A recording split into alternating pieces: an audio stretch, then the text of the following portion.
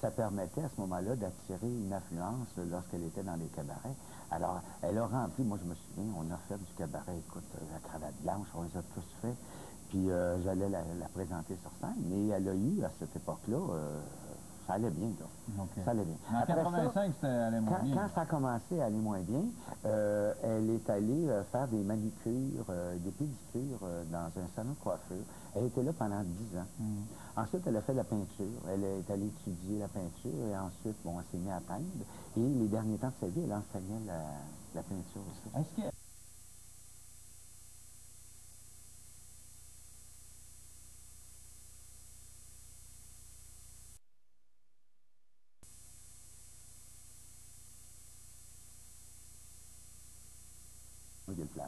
Mais dans les années 60, avec Jean Roger, ben, toute cette époque-là, moi je me souviens de Monsieur et Madame Télévision dans ces galas-là. Oui, oui. C'était quelqu'un de très important. Ah, ben oui, elle a vendu, écoute, je me souviens pas quel disque, mais un disque qu'elle avait vendu, je pense, c'est 300 000 copies. Là. 300 000 copies à l'époque, c'était gros, là. C'était des 45 tours, ouais, mais c'était rien, c'était quand même très gros. À part celui-là, est-ce qu'il y a eu d'autres gros? Il y a eu Mon cœur est en prison, il y a eu Le bonheur. Elle avait récidivé dans le domaine du disque dans les années 70 avec une chanson qui était de Serge Lama, et puis on s'aperçoit. Mais ça avait moins fonctionné. Ça a été vraiment les années 60, là, je dirais de 1961 à 70, là, qui a été vraiment, là. Elle a fait beaucoup de cabarets. Moi j'ai commencé, en fait, avec elle, parce que, bon, j'étais coiffeur, j'ai travaillé pour elle, elle avait un salon de coiffure, j'ai travaillé pour elle dans son salon de coiffure. Ensuite, le soir, je l'accompagnais quand elle allait chanter à l'extérieur. Et là, ben, le coiffeur revenait, je la coiffais entre les spectacles. Un premier spectacle, les cheveux lousses, deuxième, les cheveux montés, le troisième, les cheveux lousses. Alors, puis un jour, il y a une maîtresse de cérémonie qui ne s'est pas présentée. Alors, Rosita, elle dit, Roger, c'est toi qui vas me présenter. Parce qu'elle avait peur que les musiciens disent Madame Rosita. Elle voulait entendre Rosita. Elle voulait entendre Rosita. Alors, donc, je l'ai présenté, puis c'est comme ça que j'ai commencé à être animateur, puis chanteur. Puis, c'est son vrai nom, Rosita Salmon? Non, Victoire Bergeron. Ah, bon, oui, elle avait été adoptée par une famille qui s'appelait la famille Bergeron. Parce qu'en fait, Rosita, lorsqu'elle est née, sa mère l'a abandonnée sur les marches de la crèche Thiauville. Donc, elle a été à son maximum dans les années 60. Elle pouvait avoir quel âge, de 60 à 70 à peu près? Elle est née en 33, donc elle était dans la trentaine, là, quand... Ça doit être extrêmement difficile, parce que toute une génération d'artistes qui a explosé, particulièrement avec jeunesse d'aujourd'hui, elle allait... Ah oui, je parlais des galas de Monsieur et Madame Télévision.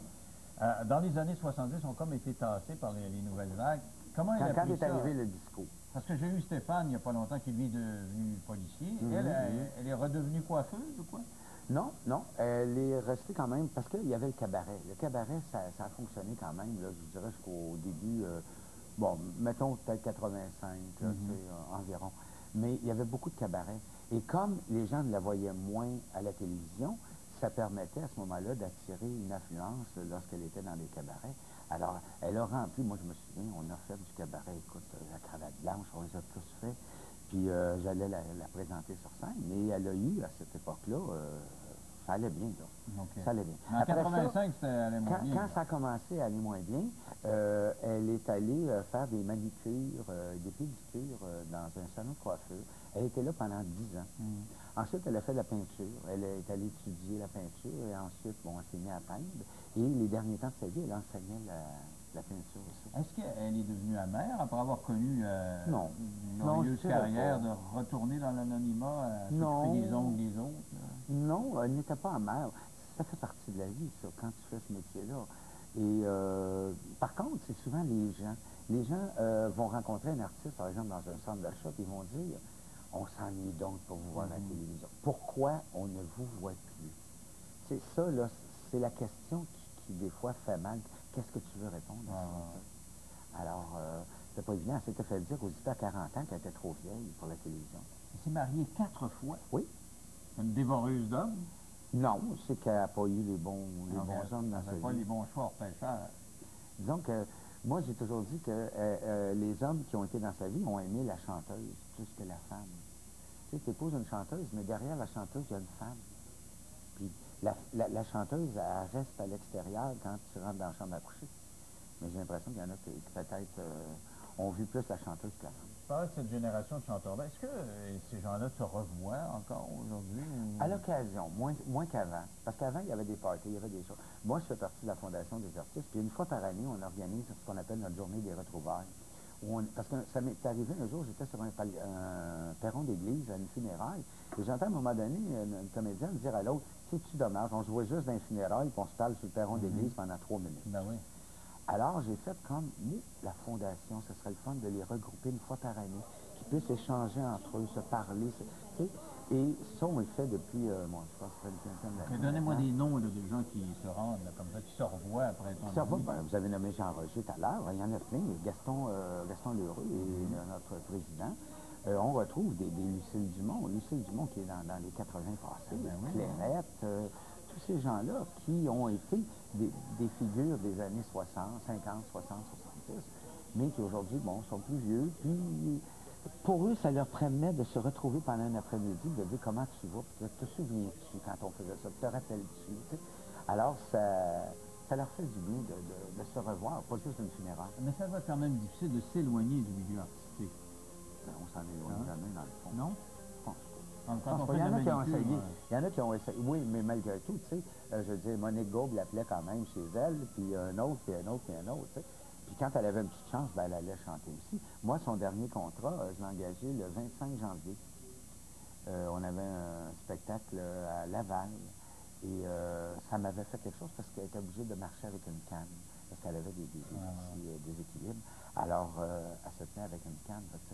Ça m'avait fait quoi de l'avoir chanté avec une canne, mais... Parce que c'est un public qui était acquis, qui était très fidèle. Quand j'ai reçu Stéphane, qui est devenu subséquemment policier de Laval, qui a refait un retour en chanson, j'ai eu des centaines de courriels. Je ne sais pas si j'en aurai autant. Si vous voulez m'écrire pour m'évoquer des souvenirs qui sont liés à Rosita Salvador, faites ça, ça me donnera une idée dans quelle mesure les gens sont encore fidèles, parce qu'elle est peut-être un petit peu plus vieille, je ne sais pas si on l'a oublié, je ne sais pas. Mais quand vous avez reçu Stéphane, je peux vous dire que le lendemain, le soir, parce que c'était les spectacles du Bel Âge, on le présentait avec d'autres artistes, et ça a été incroyable, là, les réactions des gens, là, les téléphones. On aurait pu pratiquement faire une autre supplémentaire. Ben oui, parce que ça nous rappelle des souvenirs. On est tous comme ça. Les gens ont besoin de ça. On est tous un peu mélancoliques. Merci beaucoup, Roger. Demain, c'est ses funérailles. Alors, s'il y a des gens qui veulent, du public, qui veulent venir aux funérailles, c'est à l'église de Mont-Saint-Hilaire. C'est à 13h. L'église va ouvrir à midi. C'est sur Chemin des Patriotes. Le public est invité. Elle ne voulait pas de funérailles, mais moi, j'ai insisté en disant, regarde, le public. Tu as donné au public, le public va à son tour venir te remercier. Merci beaucoup, Roger. Merci. Au revoir. Et c'est là au retour. C'est Jean-Paul Chartrand qui se joint à nous. De quoi il nous parle? De pétanque, de boulingrin ou des Canadiens? Après la pause.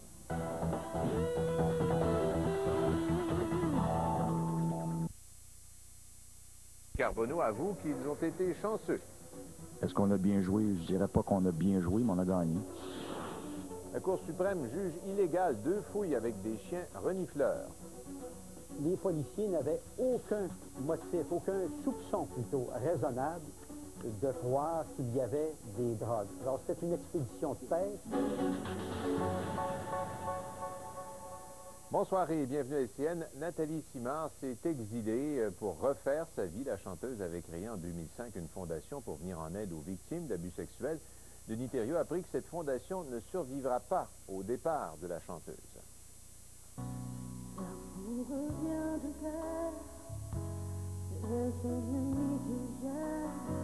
Le dernier spectacle de Nathalie Simard a été une étape majeure dans la vie de la chanteuse. Il a mis un terme à sa carrière artistique, à sa vie publique. Elle a du même coup décidé de fermer la fondation qu'elle a créée pour venir en aide aux personnes victimes d'abus sexuels. C'est certain que dans notre cœur, on espérait qu'elle change d'idée ou qu'elle ne fasse pas ça, mais c'est son choix à elle, je dois juste la respecter. De venir en aide aux victimes de la pédophilie. La Fondation Nathalie Simard a été créée en septembre 2005. La chanteuse s'était associée à plusieurs personnalités pour aider les victimes d'abus à briser le silence. L'organisme, qui a changé d'administration l'automne dernier, était en restructuration. Jusqu'à maintenant, la Fondation a donné $250 000 à certains organismes qui travaillaient pour la même cause. On y a pensé à dire, est-ce qu'on continue malgré que Nathalie n'est pas là? C'est certain qu'on s'est posé la question. C'était dans notre... c'est dans notre cœur de vouloir continuer d'aider les gens. Mais malheureusement, ça nous revenait toujours en plein visage que si Nathalie n'est pas là, je ne sais pas si on peut se permettre de continuer avec son nom, en tout cas. Nathalie Simard a tout vendu ses effets personnels à l'encan à son domaine de Granby. Elle demeure maintenant à Punta Cana, en République dominicaine. Son ex-conjoint et ex-gérant la poursuit pour 60 000 $, une somme qu'elle lui aurait empruntée. La chanteuse décide donc de tourner la page. La Fondation ne survit pas à sa décision. C'était sa décision personnelle. Elle a besoin de prendre du recul, de penser à elle. Ça a été assez court comme conversation concernant ses motivations. Est-ce qu'elle a pris la bonne décision? Est-ce que c'était une décision réfléchie? Honnêtement, je ne peux pas vous le dire. Et pour s'assurer que tout se déroule bien, Nathalie Simard a fait appel à un avocat. Les quelques dizaines de milliers de dollars qui restent seront remis à des organismes qui profitaient déjà de l'aide de la Fondation Nathalie Simard. Denis Thériault, TVA, Montréal. L'entrevue intégrale avec la directrice générale de la Fondation est disponible sur notre site lcn.canoe.ca. À Rigaud, près d'une vingtaine de maisons sont isolées en raison de la crue de la rivière des Outaouais qui est sortie de son lit. L'eau recouvre les rues et les terrains, notamment sur le chemin de la Pointe-Séguin. Les sous-sols sont inondés et les pompes ne suffisent pas à la tâche. La sécurité civile croit cependant que le débit des rivières devrait diminuer au cours des prochains jours. Et plus au nord, le paysage est plutôt désolant à Saint-André d'Argenteuil, dans les Laurentides. Les inondations ont changé l'environnement des résidents d'une presqu'île. C'est la rivière Noire qui déborde à l'embouchure de la rivière des Outaouais. En tout, une quarantaine de résidences sont inondées, mais 70 autres sont menacées. Les sinistrés doivent avoir recours aux zodiacs des pompiers tous les matins pour pouvoir se rendre au travail. On a dû évacuer une dizaine de personnes au cours des dernières heures. Une autopsie est en cours pour déterminer la cause de la mort d'un homme dont la dépouille a été retrouvée enveloppée dans une bâche à Melbourne, en Estrie. Le corps a été trouvé en début de soirée hier par un automobiliste qui s'était immobilisé en bordure de la route 116. Le cadavre se trouvait à une douzaine de mètres de la route.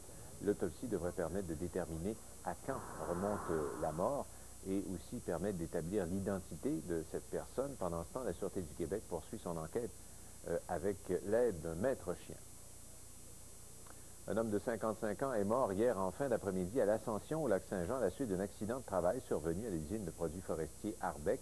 La victime manœuvrait une pelle mécanique quand une pièce de machinerie s'est détachée et cette pièce a perforé le pare-brise pour ensuite toucher l'homme au thorax. On ne connaît pas encore la cause exacte de l'accident. La Sûreté du Québec et la CSST enquêtent.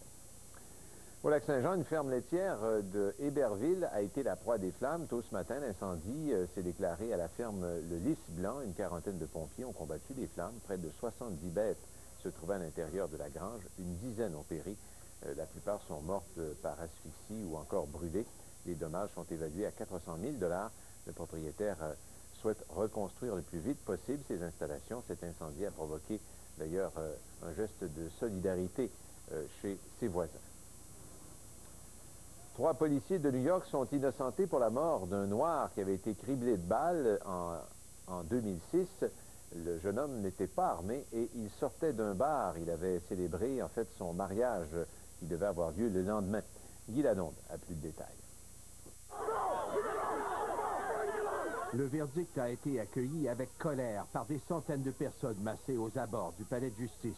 Les 3 policiers, 2 Noirs et 1 Blanc, risquaient jusqu'à 25 ans de prison. This sends a message to New York City police officers that when you were in that position, when you were in front of a courthouse, when you are in front of that court bench, that you will get fairness. En novembre 2006, Sean Bell, 23 ans, quitte une discothèque de New York avec 2 amis. Pour une raison inconnue, les policiers interceptent leur voiture et sont convaincus qu'un des occupants dégaine une arme. Les coups de feu éclatent.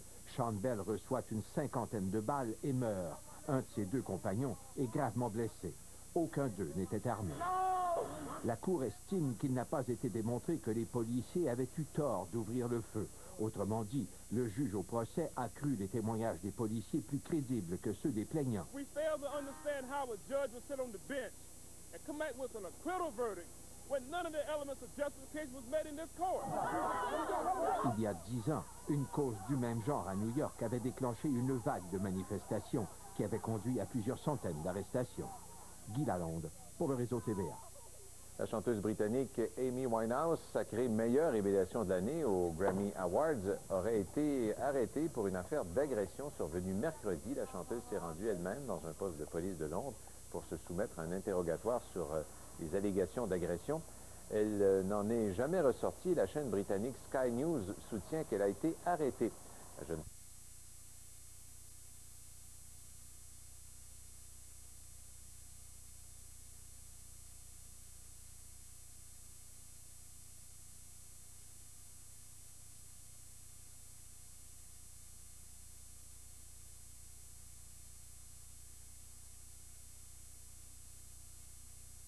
Formidable, et je compte beaucoup pour elle. Ce qui compte pour elle, c'est de réintégrer notre famille. Enfin, Thomas, c'est évident, regarde où elle vit, elle est tombée bien bas, et elle essaie de revenir parmi nous. C'est faux, c'est faux! N'écoute pas ce qu'il raconte. Elle est en train de se moquer de toi. Ça fait longtemps que vous avez divorcé. Tu ne peux plus prétendre la connaître, tu ignores de quoi on parle. Tu crois ça? Je peux te le dire mot pour mot. Elle a commis de nombreuses erreurs, mais en a tiré les leçons. Elle a changé, n'est plus la même aujourd'hui, et oh, il faut lui donner une dernière chance. Et toi, tu ne la crois pas? Elle en est elle-même convaincue. C'est pour ça qu'elle est tellement convaincante. On ne peut pas lui faire confiance. J'en ai fait la douloureuse expérience. Oh, mais et toi? On peut te faire confiance, tu es si honnête. Excuse-moi de ne t'avoir rien dit à propos de Kathleen et moi. J'en avais l'intention. Je suis certain que tu en es persuadé. Mais on ne peut croire aucune de tes paroles. J'en ai fait la douloureuse expérience. Maintenant, tu sors d'ici. D'accord. Mais tu viens avec moi.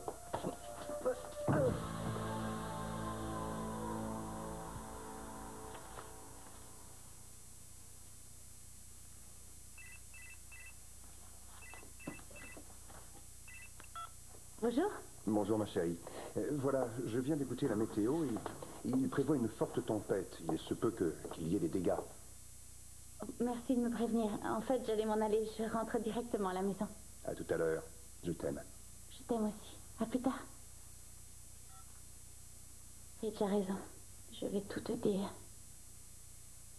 Ce soir.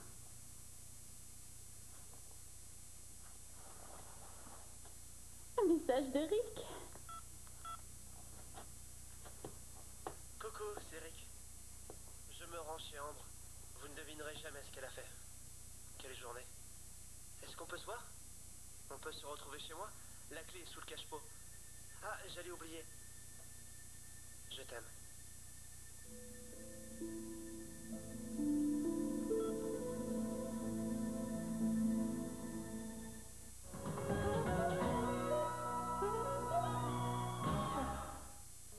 Si vous aviez une minute pour convaincre un employeur de vous engager, seriez-vous capable de le faire? Imaginez alors une minute pour convaincre des centaines de milliers d'employeurs. C'est le défi que vont relever nos chasseurs d'emploi ce soir à 20h. Tom et Anna n'avaient toujours été que des amis. Je t'aime, je t'aime, je t'aime. Tu devrais essayer de le dire à une humain parfois. Mais à présent, Je suis fiancée. les choses vont se compliquer. Veux-tu être ma fille d'honneur? Ta fille d'honneur? Qu'est-ce que t'as aujourd'hui? Je crois que je suis amoureux d'Anna. Le 2 mai, T'as plus de chance d'arrêter cette cérémonie de l'intérieur. il devra agir en secret Quelle sera la taille de ta jolie robe? pour la faire changer d'idée. Aline aimera ça, tu crois? Non.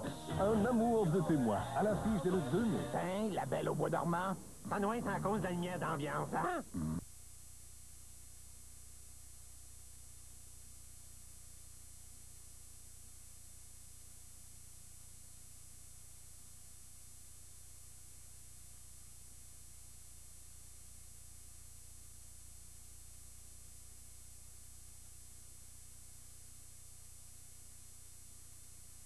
On va nettoyer notre peau, on va la tonifier et on va la traiter avec notre crème traitante.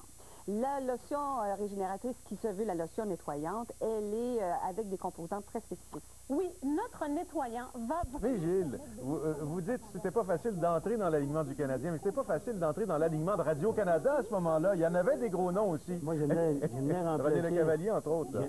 J'ai travaillé avec M. Lecavalier et j'aimerais remplacer Jean-Maurice Bailly. Voilà, qui était très populaire. Alors, le duo Lecavalier-Bailly, à ce moment-là, tout ce qu'il y avait de sport à Radio-Canada, c'est M. Lecavalier et Jean-Maurice Bailly. Oui, oui. Alors, venir là, parce qu'ils ont dit, déjà, Waymaker avait commencé à Toronto à travailler, un ancien joueur qui travaillait. Pourquoi nous pas l'essayer? Alors, comme j'avais eu souvent des entrevues, et on trouvait que je pouvais quand même m'exprimer assez bien, devant les caméras et tout. Pourquoi pas lui donner une chance? On n'a pas dit, voilà le travail de poste. On est prêt à te donner un essai. Vous étiez quasiment le Don Cherry du... Oh non, non, non! J'aime autant être le Gilles Tremblay que le Don Cherry, quand j'ai pas aimé partout. C'est-tu vrai que vous avez dit que Don Cherry, c'était un peu heureux quand vous avez joué contre lui? Heureux avec Saint-Michel, Trois-Rivières. Dans la Ligue de l'Est, il y avait l'équipe. Il y avait le Royal de Montréal, il y avait Trois-Rivières, Ottawa, Sudbury. En tout cas, on avait seulement qu'à lui crier dans le coin de patinoire, lui. Il laissait la rondelle. Et j'avais dit une fois, toi aujourd'hui, qui demande aux joueurs de tuer tout le monde, quand toi, tu étais un pissou sur la patinoire. Il riait. Il dit, ris, puis c'est vrai. Parce qu'on le savait. On le savait, hein. Mais il dit tout le temps, oh, c'est rien, c'est du show business que je fais. Gilles Tremblay, lui, est associé aux Canadiens, et dans les grosses années de la rivalité canadien-nordique, je le vois encore à l'entrée nord-ouest, les gens de Québec sont autour de lui pour avoir son avis, ses commentaires, parce qu'il n'a jamais perdu sa crédibilité, et il a toujours su rester là-dedans un grand bonhomme. Un grand monsieur. Monsieur Tremblay, Canadien en combien pour les Flyers?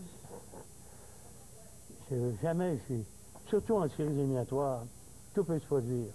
Une blessure, je crois pour le Canadien, je sais que le Canadien va les battre. Je le sais. Mais jamais je vais faire des prédictions, surtout en série.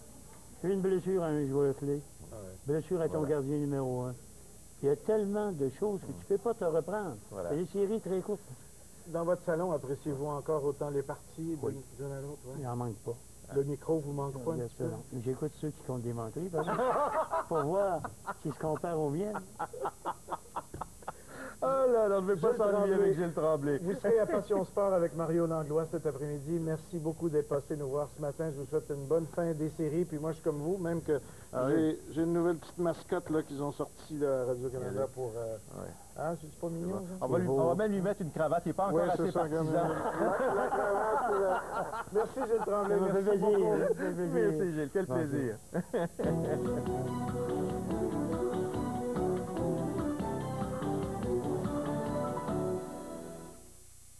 Ce soir, ce que le gouvernement afghan ne veut pas que vous sachiez, Radio-Canada est allé le chercher en donnant la parole aux Afghans.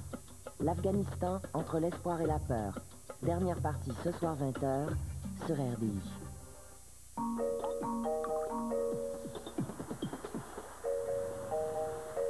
En amont de la Geneviève. Beau temps, mauvais temps, toutes les infos sur RDI. J'aimerais changer notre mode de conduite. J'aimerais utiliser un carburant propre. J'aimerais rouler électrique. J'aimerais une hybride que l'on puisse s'offrir. Vous voulez être plus vert? Nous aussi. Chez Chevrolet, nous croyons à l'éconergie, à la technologie hybride et à l'éthanol E85. Et demain, nous vous propulserons à l'aide de l'hydrogène et de l'électricité. J'aimerais un meilleur monde. De faible consommation à zéro émission.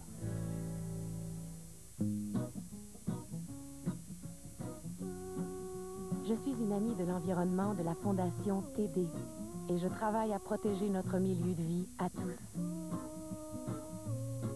Je fais partie des milliers de clients et d'employés de la TD qui prennent soin de l'environnement comme si c'était leur propre cours. 18 ans, 17 000 projets et ce n'est qu'un début.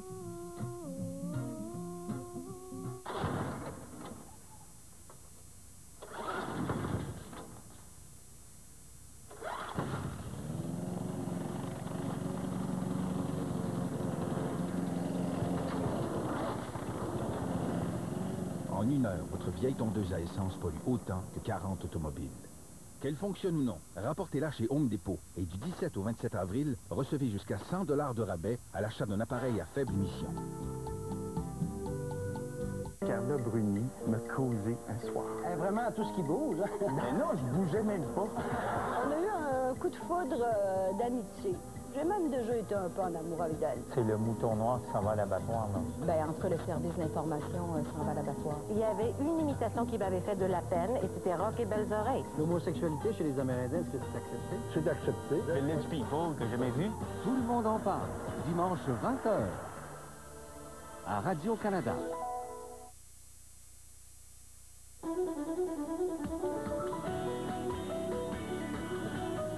Casse-tête pour les usagers du transport en commun à Toronto. Les employés ont débrayé sans préavis la nuit dernière. Crise alimentaire, les Canadiens ne sont pas épargnés par la hausse des prix des matières premières. Grand Prix d'Espagne de Formule 1, Kimi Raikkonen en pole position.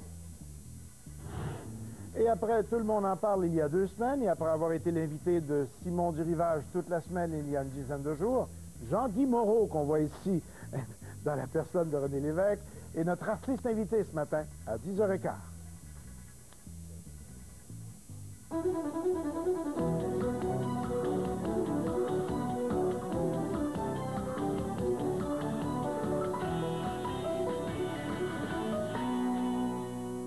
Mauvaise surprise la nuit dernière pour les usagers du transport en commun qui se sont présentés comme d'habitude vers minuit. Il n'y avait plus de service. Beaucoup de colère chez les usagers, ceux qui prennent soit le métro ou encore l'autobus. Vous l'avez dit, donc c'est parce qu'il n'y a plus de transport en commun depuis minuit. Le réseau est complètement paralysé par cette grève surprise déclenchée par les 9000 chauffeurs et employés d'entretien de la Commission de transport de Toronto. Leur syndicat avait pourtant conclu une entente de dernière minute dimanche dernier avec la CTT, mais les employés ont finalement rejeté l'entente de principe malgré les recommandations du syndicat. Le premier ministre Dalton McGuinty a fait savoir qu'il songeait à déposer un projet de loi pour forcer les employés à retourner au travail afin d'éviter un retour au travail chaotique lundi matin. Fort à parier que tout le monde va travailler très fort du côté syndical, patronal et gouvernemental Sûrement. à Queen's Park au cours des prochaines heures. Et ça va travailler fort aussi du côté des syndicats. Ben oui, il y a une réunion qui devrait débuter au cours des prochaines minutes. Là. Voilà, du côté de Trois-Rivières, donc les employés du réseau qui doivent se réunir pour cette assemblée spéciale pour décider des moyens à prendre pour faire face aux mesures de redressement annoncées cette semaine. Dans un mémoire déposé au CRTC, Remstar précise qu'il souhaite présenter de nombreuses émissions de divertissement. Les futurs acquéreurs, Maxime et Julien Rémillard, défendent leur position dans la presse ce matin en disant que TQS est sur son lit de mort présentement et que ce n'est pas Remstar qui l'a mené là. Le syndicat se dit sensible à la situation précaire de l'entreprise, mais regrette que la direction n'associe pas les employés à la recherche de solutions. Là où on a un problème, c'est plus au niveau des communications et des échanges qu'on a eus avec les gestionnaires en intérim là, qui représentent Remstar. Alors, c'est là qu'on a un problème. C'est là qu'on trouve qu'il y aurait pu y avoir plus de communication, plus d'échanges. Je veux dire, en bout de ligne, je veux dire, on peut comprendre qu'il y a une stratégie d'affaires, qu'il peut avoir un plan d'affaires, sauf que les communications de départ nous disaient que nous serions impliqués dans le processus. Nous avions d'ailleurs indiqué à l'employeur que nous étions disponibles à le faire. Je n'étais jamais montré fermé à ça. Sur la côte ouest, c'est le cas de le dire, ils ont cassé la baraque. Oui, c'était pendant un concert rock dans une église et le plancher se serait effondré. Écoutez, ça s'est passé en Colombie-Britannique. Au moins 39 personnes ont été blessées pendant ce concert dans une église d'Abbotsford. Ça se trouve à 100 km à l'est de Vancouver. 4 hôpitaux de la région ont été mobilisés pour accueillir les blessés, dont 3 seraient dans un état grave. Quelques 1200 personnes assistaient à un concert rock au moment où le plancher s'est effondré, peu après 21 heures. Certaines personnes auraient fait une chute de plus de 5 mètres. On ne connaît toujours pas la cause de cet effondrement. La crise alimentaire, elle est mondiale. Les émeutes de la faim, il y en a partout, mais les conséquences, il y en a partout. Oui, et sûrement que les consommateurs ont remarqué que le pain a augmenté, le prix du pain, le prix des pâtes alimentaires, le prix du riz également. Ce sont les répercussions chez nous de la crise alimentaire qui frappe durement plusieurs pays. Une crise qui n'épargnera pas le Canada, dit Jean-Sébastien Plessis. Préparez-vous à payer de plus en plus cher vos paniers d'épicerie. C'est déjà commencé d'ailleurs, la faute au riz et aux céréales. Avant, c'était comme on vendait à 10 $. Maintenant, comme on vend à 17 $, comme presque 2 fois c'est monté. La demande mondiale toujours grandissante pour les céréales, combinée à la hausse du prix du pétrole, crée une crise alimentaire dans bien des pays. Même en Amérique du Nord, l'impact commence à se faire sentir. Aux États-Unis, certains supermarchés comme Walmart et Costco ont commencé à limiter la vente de sacs de riz afin de prévenir une pénurie. On a du riz américain ici. Celui-là, c'est un riz indien. Kamal Shah est un des plus gros importateurs de riz et de céréales au pays. En janvier, il vendait au grand magasin sa poche de riz pré-cuit de 8 kilos, 6,50 $. Mais il s'apprête à renégocier ses contrats et ça va bientôt doubler. Nous allons atteindre 12 $ la poche de riz et on sait ça en parlant avec nos fournisseurs qui parlent avec leurs fermiers et c'est déjà rendu là. C'est juste le temps que ça arrive. Les grains sont utilisés pour nourrir le bétail. Les producteurs de porc et de bovins paient donc eux aussi de plus en plus cher. Pour l'instant, ils absorbent les hausses, mais ne pourront pas le faire indéfiniment. Les prix de la viande et des produits laitiers pourraient donc monter. Jusqu'ici, la force du dollar canadien a aussi limité les dégâts, mais ça ne durera pas. Benoît Durocher se veut quand même rassurant. D'autres facteurs vont ralentir les hausses de prix. Il ne faut pas s'attendre à une escalade des prix non plus. Il y a quand même plusieurs facteurs, entre autres la concurrence, qui fait en sorte que ça nous protège un peu d'une escalade prononcée des prix des aliments. Benoît Durocher ajoute que les aliments ne comptent que pour 17 % des dépenses des Canadiens, ce qui relativise l'importance des hausses de prix. Mais le ministre québécois de l'Agriculture, Laurent Lessard, se dit quand même inquiet. Il faut, selon lui, une stratégie canadienne qui ne se limite pas à donner de l'argent aux pays plus pauvres. Jean-Sébastien Cloutier, Radio-Canada, Montréal. Il y a toutes sortes de causes pour lesquelles on organise toutes sortes de marches. Aujourd'hui, c'est le cas pour l'autisme. Oui, et donc une marche, et ça se passe dans une dizaine de villes ici au Québec, et le départ va se faire dans les prochaines minutes pour sensibiliser le grand public à l'autisme et aux troubles envahissants du développement. On en parle avec Hugo Lavoie à Québec. Hugo, quel est le message que veulent lancer les organisateurs de la marche? C'est qu'il faut connaître mieux cette maladie-là parce que c'est effectivement quelque chose qui est très, très, très répandu. En fait, les chiffres sont étonnants. 140 000 Canadiens seraient atteints d'autisme ou ce qu'on appelle les troubles envahissants du développement. C'est un autre facteur intéressant, un élément intéressant, c'est qu'il n'y a pas seulement l'autisme dans les troubles envahissants du développement. Il y a d'autres maladies comme le syndrome de Rett ou le syndrome d'Asperger.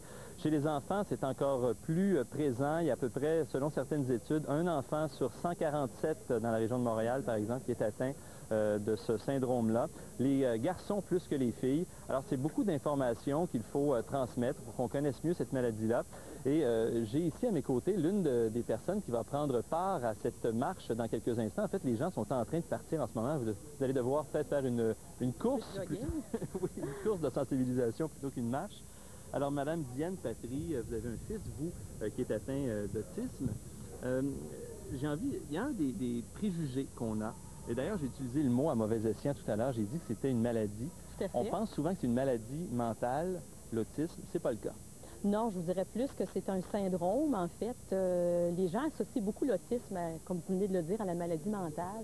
Mais il faut savoir qu'au niveau de l'autisme, il y a une bonne proportion, ou des troubles envahissants du développement également, une bonne proportion des enfants qui n'ont pas de déficience intellectuelle associée à l'autisme. Alors, je pense que ça, c'est le gros préjugé qui circule là, parmi les gens qui ne connaissent pas cette problématique. Des histoires aux enfants. Julien se réfugiait sous la table.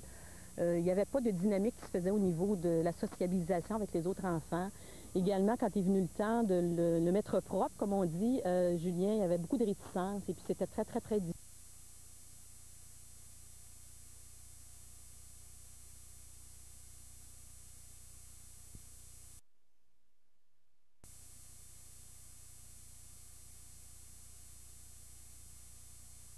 Aujourd'hui, les jeunes, ils appellent ça des saints. Nous autres, les aides de lumière, c'est des saints pour eux autres. Okay. Comprends-tu, là? Les autres, ils disent les aides de lumière. Nous autres, dans notre temps, on appelait ça... Mais parlez-moi des ambulanciers. Les ambulanciers arrivent, là, parce que... Ils sont arrivés, eux autres, la famille qui était là, mon mari était là, mon oncle et sa compagne, et puis là, il était inquiet. Puis on dit, là, ça suffit, là, ça fait 10 jours, là, ça va faire. Là, on appelle l'ambulance, puis on va voir ce que c'est qu'ils vont dire, là, tu sais. Fait que là, mais quand l'ambulance est arrivée, j'étais déjà partie. J'étais assis, je me souviens encore, je me voyais, moi, tu sais, je me suis toujours vue, hein. J'ai toujours été consciente de tout ce qui se passait autour de moi, même assez loin, là, je veux dire, où est-ce que ma pensée allait, j'étais là. C'est aussi simple que ça. Fait que quand j'ai embarqué ils m'ont embarqué, j'ai vu les ambulanciers, les policiers sont arrivés en premier parce qu'ils avaient pris le call, et puis là, ils ont appelé les ambulances, ils sont arrivés avant. Alors, les ambulanciers sont venus près de moi, ils ont parlé avec les personnes qui étaient là, je les entendais, mais je ne m'arrêtais pas. Je ne me suis pas arrêtée à leur conversation parce qu'ils étaient paniqués et ils disaient des choses que je ne voulais pas. Ça me faisait de la peine qu'ils me disent ça. Mais vous sentez tout ça. Si vous voulez, on va faire une pause pour retour. On va parler de ce qui s'est passé à l'hôpital. Et ça, ben, ça a été confirmé. On en parle donc dans 3 minutes. À tout de suite.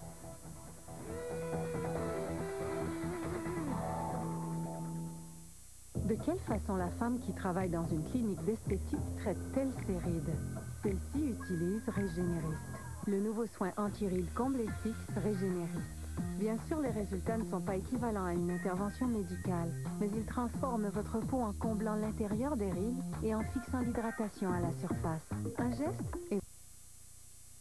Après, c'est le moins qu'on puisse dire. Alors, donc, on vous rentre à l'hôpital, vous êtes déclaré cliniquement mort. Les médecins disent « elle est morte » et on vous amène même dans la mort.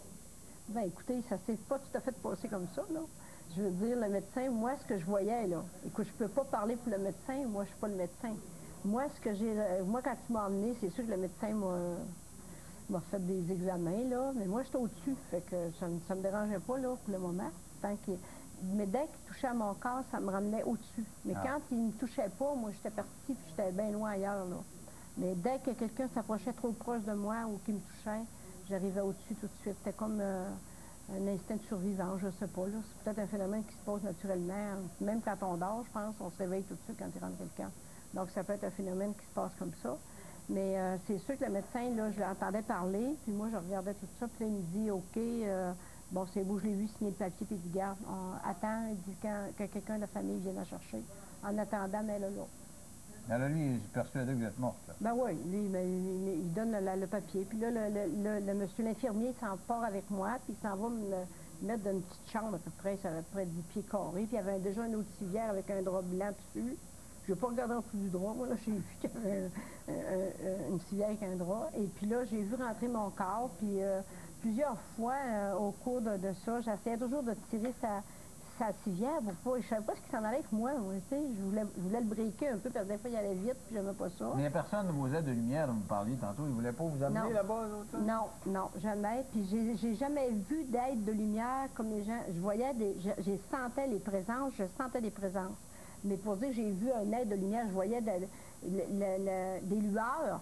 OK, là, mais je ne pouvais pas dire que c'était un aide de lumière ou non. Donc, vous n'étiez pas rendu très loin, vous étiez encore collé là, sur la civière. J'ai été très loin. Okay. J'ai été très loin. Mais là, ils vous ont descendu. Fait que lui, l'infirmier, il est parti avec moi, puis j'étais déjà à l'urgence, moi. Ça fait qu'il est parti avec moi. J'ai suivi mon corps un bout, puis après ça, je ne savais pas ce qui m'amenait. Puis à un moment donné, j'ai été plus loin. Je suis revenue, à un moment donné, je l'ai vu qu'il me rentrait là. Puis il m'avait barré, il m'a barré quelque chose au poignet, puis il m'a appelé là. Puis il est parti. Ça, c'est vraiment le frigo de la mort. Oui, mais je ne savais pas que j'étais là, à ce moment-là. OK, là? Mais c'est après, quand il m'a sorti de là, quand mon mari est arrivé à l'hôpital après 3 heures, il me cherchait parce qu'il y avait 2 hôpitaux dans la place, et puis il savait pas, on ne connaissait pas la ville, nous autres. Fait que il est allé au premier hôpital. L'hôpital, ils ont dit non, on n'a pas votre femme ici. Il est allé à l'autre, ils ont dit non, on ne l'a pas, parce que je n'étais pas rentrée par l'admission. Puis il n'y a pas personne avec moi dans l'ambulance, fait qu'il ne savait pas, personne ne m'avait enregistré. Alors, lui, il m'a cherché, puis il a été pour 2 fois qu'il était obligé de retourner. En tout cas, finalement, ça lui a pris quasiment 3 heures à me trouver. Et finalement, ils sont allés voir, ils ont dit, alors, la dame quand il l'a retrouvé, c'est ça qu'il a appelé. Ils ont dit, oui, OK, là, l'admission a appelé à les urgences pour savoir s'il y avait quelqu'un. Puis là, moi, j'ai entendu le médecin dire, à ce sorte-là, la famille arrive. Quelqu'un de la famille vient chercher. Est-ce que vous sentiez du froid là, dans oui, quand j'ai approché, avant, non. Gelé, non, quand il sortait là, qui est venu, là, proche de la civière, puis là, il brossait la civière, il était énervé, l'autre, il se dépêchait de me préparer. Là j'étais au-dessus de mon corps, je sentais le froid, puis là, j'ai dit, aïe, il sait que j'étais. Parce qu'il vous retouchait, là. Oui, parce qu'on aurait dit, dès qu'il me touchait, là, j'arrivais, puis il y avait comme une partie de moi qui était rentrée. J'étais comme une partie de moi qui pouvait le sentir dans mon corps tout en étant au-dessus. Et là, vous étiez recroquevillé, vous étiez couché, il paraît qu'elle... J'étais assis parce que, pas assis, tout assis, mais quand ils ont emmené la civière ils m'ont embarqué sur la civière, mon mari, il pleurait, puis il me disait, parce que moi, il savait, les deux fois que j'avais fait des arrêts comme ça, je ne savais pas que c'était des arrêts, mais j'étais plus capable de me coucher sur le dos. Ça me prenait toujours plein d'oreillers, parce que j'étouffais. J'étais là, j'étouffe, même moi, des oreillers. Fait que quand tu as vu les ambulanciers me mettre sur la civière, puis j'étais à plat, il disait, mais s'il vous plaît, levez-là, mettez-y des oreillers, elle va étouffer, tu sais. Puis là, il a dit, levez là, l'ambulancier, il a dit à l'autre, il dit, lève-là, là. Tu sais, on l'a dit, écoute, fatiguant, lui. Fait que là, ils ont levé à semi à peu près, là, mettons, la civière est comme ça, ils l'ont levé comme ça, j'étais à peu près comme ça. Fait qu'en me levant, ma tête a tombé comme ça. Puis là, ils m'ont attaché, là, ils m'ont attaché comme ils font avec les patients. Et là, dans le frigo, vous étiez croche comme ça et... J'étais comme ça, ils m'ont poussé comme ça. Et le gars vous a donné un coup pour mettre votre tête droite. Non, ça c'est quand il m'a sorti, là. Quand il est sorti du frigidaire, eux autres, et lui, il me préparait pour la morgue. Alors, il faisait sa job. J'ai pas rien à dire. Moi, j'aurais jamais fait non plus une poursuite vraiment à l'hôpital, parce que je me dis, chacun a fait ce qu'il devait faire. Il aurait probablement fait la même chose dans la même condition. Mais l'avez-vous senti le coup qu'il vous a donné? Bien plus que ça. Parce que lui, ce qu'il voulait, c'est redresser le cou. Hein? J'étais comme ça, puis en plus, mes jambes étaient comme un peu, pas pliées, là, mais courbées, là, tu sais. Alors, quand j'avais un petit tapis, un alaise, là, en dessous, puis quand c'était le temps de me préparer, il m'a détaché avec la clé, il m'a détaché, puis là, il m'a viré. Et en tirant sur le tapis, j'ai viré comme d'un coup sec. Il y a une technique, je sais pas, je me suis retrouvée à plat ventre comme à 4 pattes, là. Là, il a affaissé mes reins, okay, puis j'ai entendu craquer mes os, vraiment, là. Puis là, d'autres choses parce que aussi. Vous traitez comme un mort. Un cadavre, oui, il me préparait pour la morgue, that's it. Mais là quand est-ce que vous êtes revenu dans le là, corps? il m'a retourné le bord, puis après ça, là, les deux infirmiers, ils avaient tout étendu mes jambes, mes bras, parce qu'ils craquaient ça, puis ils attachaient pour pas que je replie, comme ça, puis les pieds. Puis là, ma tête était amanchée comme ça, là, encore. Puis là, l'autre infirmier, il y avait 2 infirmiers avec moi qui me traitaient, qui me préparaient. Puis là, sur ma gauche, il essayait de mettre ma tête, mais elle faisait comme ça, elle revenait. Fait qu'il dit, écoute, je peux pas... Mais il dit, attends une minute, je vais aller t'aider. Fait que là, lui, moi, je voyais tout ça, là, ça me faisait mal dans mon corps. Quand ils m'ont fait ça, là, c'était horrible. J'étais pas capable de... À un moment donné, vos yeux ouvrent et il y en a un des 2 gars qui voit ça, il a fait un moyen saut. Oui, il a eu peur. Il a eu peur parce qu'il venait de me donner le coup à gauche, il m'avait donné un coup de karaté dans le fond. Ben, lui, il voulait placer ma tête, puis en faisant ça, mon tympan a perforé, le sang est tombé sur ma jaquette. Puis là, j'ai entendu une voix qui me disait, vas-y maintenant, si tu rentres pas maintenant, tu pourras plus rentrer. Puis j'étais là, je sais plus comment faire, comment je vais faire, je suis pas capable de rentrer. J'essayais de rentrer dans mon corps, puis ça rentrait pas. J'ai dit, aidez-moi, s'il vous plaît. Il dit, rentrez comme vous êtes sortis. Ben, j'ai dit, il n'y a pas de vrille. Mais moi, s'il y avait une vrille argentée qui s'est sortie par cette vrille-là. Mais sais-tu, aujourd'hui, j'ai une amie qui m'a appelé, puis quand je lui ai dit ça, la vrille argentée, là, j'ai pensé, ça devait être la corde d'argent qu'on parle, tu sais, il parle qu'on est relié comme corde. Avec l'arme, là, etc. En tout cas, là, c'est un autre débat, parce que le temps presse. Là, vous revenez dans le corps, et là, vous dites... Il y a des infirmiers qui pleurent. Oui, parce que là, c'est sûr, ça va vite. Là, ils m'ont fait les défibrillateurs. Mon corps, j'ai rentré dans mon corps quand j'ai vu mon corps sauter, comme ça. Oui, j'ai rentré là. Mais moi, je vais te dire, là, je suis tellement tannée de raconter ça, là, parce que pour moi, c'est... Aller dans les hôpitaux avec un micro, là, il y en a plein de monde qui meurt. Ça fait des milliers de vies qu'on meurt. Qu'est-ce qu'ils vous ont dit, les médecins? Qu'est-ce que le médecin vous a dit, vous? Il vous a-t-il dit que vous étiez morte? Non, le médecin, je pense qu'il l'a dit. Là, moi, il cherchait la clé pour me débarrer, puis là, j'étais pas capable de me débarrer le bras. Il m'avait rebarré en bas, après qu'ils m'ont arrangé et tiré, là. Là, il a dit, hey, là... Mais ils ont expliqué ça comment, là? Vous êtes revenu, là? À un moment donné, ils m'ont réanimé, ils m'ont fait les soins, là, tout ça. Puis ils m'ont donné une injection. Il y a bien des affaires. J'ai peut-être perdu bien des bouts en tout ça, moi, là, parce que... Mais moi, je te raconte ce que c'est que moi, j'ai eu ils vous ont dit quoi? Ils vous ont dit que... S'il n'y avait plus de poux, il n'y avait plus rien. Non, non. Écoute, ils m'ont mis à mourir. Quand mon mari est arrivé, là, qui demandait ce que c'est, le médecin, ce que c'est qui se passait, là, moi, j'ai dit à l'infirmier qui était au pied de mon lit, là, j'ai dit, le médecin, j'ai dit, il est dans la chambre à l'autre bout, là-bas, là, il était à peu près à 7 espaces dans le corridor. Parce que vous l'aviez vu, ou... J'étais en tout, je le suivais, moi, je le voyais aller. Puis l'infirmier qui m'avait donné le coup, il pleurait. Il dit, Chris, je te jure, il a dit ça, là, il dit, ça n'a pas de bon sens. Il dit, c'est moi qui ai donné le coup, je pensais qu'elle était morte, ça n'a pas de sens. Il dit, le médecin dit, regarde, là, faut pas, là, je vais avoir, là. Il dit, ça se rappelle pas, là, on n'a pas de problème. Puis il dit, ça se rappelle, ben on regardera ça. Fait que là, le médecin est venu voir, il a passé en avant de moi, il a regardé, puis moi, je faisais bébé, tu sais. Et vous avez gardé depuis ce temps-là, bien sûr, on reste marqué par ce genre d'événement-là. Vous êtes sûr que ce que vous avez fait, c'était une mort? C'était pas de la divagation, c'était pas des hallucinations? Les gens vont pouvoir dire n'importe quoi, je m'en fous. J'ai lu à quelque part que vous aviez peur d'être jugée comme une folle. Ben, j'ai été jugée comme une folle. Ouais. OK, là, tout le monde disait que j'étais folle. Et même moi, j'ai osé, j'ai peut-être C'est vrai qu'on peut dire, c'est fou, ça n'a pas d'allure, mais d'un autre côté, on peut dire que c'est vrai que vous étiez morte pendant 3 heures. Ouais. Hein? Mais je vais te dire une affaire, OK, là? Moi, là, si je suis revenue, là, d'abord, premièrement, c'est pour parler de la lumière. Tu comprends-tu? Que la lumière que j'ai vue, je me dis, j'ai un témoignage à porter là-dessus. Je suis revenue pour ça. C'est juste ça qui m'a ramenée à la vie. Quand j'arrivais de l'autre côté, là, puis j'ai vu l'état d'amour dans lequel j'étais, puis ce qu'on vivait d'amour, je me dis, oh non, ça se peut pas que j'ai été sur la terre, que j'ai raté ce que j'avais à faire. Dans le fond, on vient sur la terre pour apprendre à aimer, puis aimer vraiment, là. Pas la guerre, puis le conflit, puis les chicanes de famille, puis les affaires. C'est pas ça qu'on vient faire, mais c'est ça qu'on fait. Et quand tu passes l'autre bord, tu te rends compte que moi, là, je me suis dit, non, j'y retourne. Ce que France a écrit comme livre, puis il y a plein de gens qui ont des doutes à cause de ça, parce qu'ils disent, ceux qui disent avoir vécu ce genre d'expérience-là reviennent et prétendent être médiums, puis être capables de connecter avec une autre dimension, puis il y a plein de gens qui ne croient pas à ça. Ben moi, je m'en fous, c'est pas grave, ça change rien.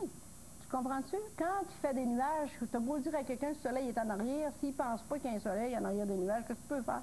Alors, quelle faculté pas grave. Ça vous a donné? Moi, je suis revenue avec le même état d'amour que j'ai ressenti quand j'ai été dans la lumière. Je suis revenue témoigner de ça, mais je témoigne de ça dans une 3e dimension, quand j'ai été dans d'autres dimensions, que je ne sais même pas quelle dimension c'est, mais c'est une dimension d'amour et de lumière. Et pour revenir dans ton corps, quand tu as goûté à ça, là, c'est un déchirement.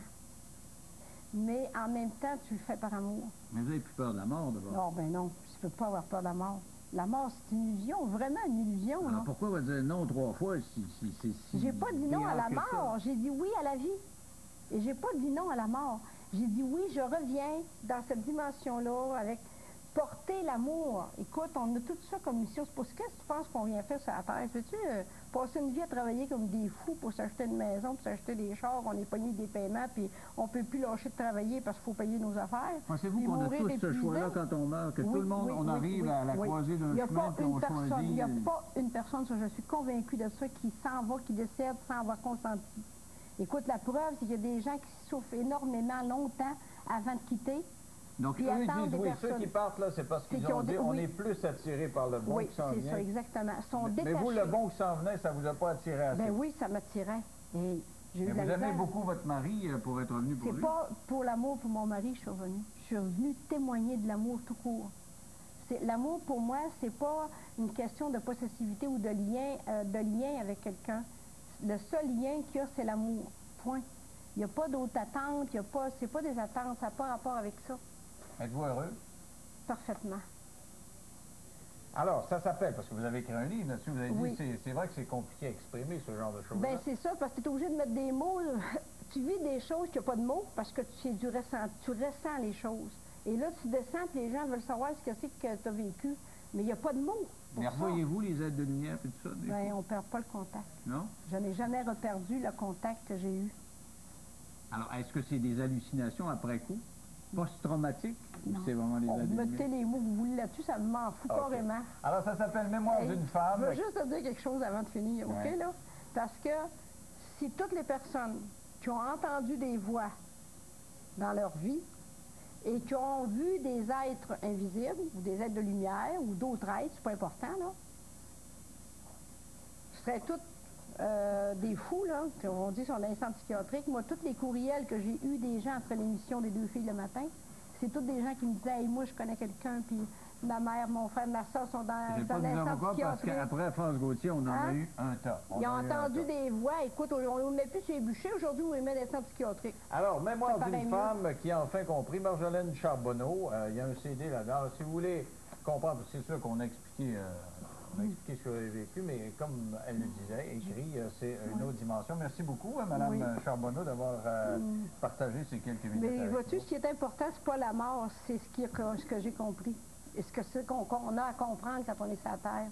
Pourquoi qu'on vient ici? Pour comprendre des choses, pour apprendre à pardonner, pour apprendre l'amour inconditionnel.